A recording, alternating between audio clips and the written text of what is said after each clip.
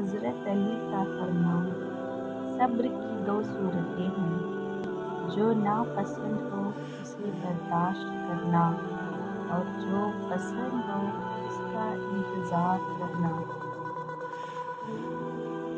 حضرت علی نے فرمایا: محنت کا پھل اور مسائل کا حل رب دے گا، یہ مت سوچو کب دے گا، جب دے گا بے حساب دے گا۔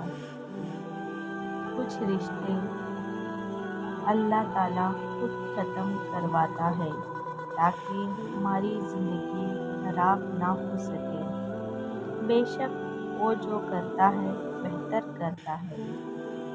تکلیف میں ہمیشہ صبر سے کام لیا کرو، کیونکہ سونے کو آگ سے آزمایا جاتا ہے اور مومن کو تکلیف سے۔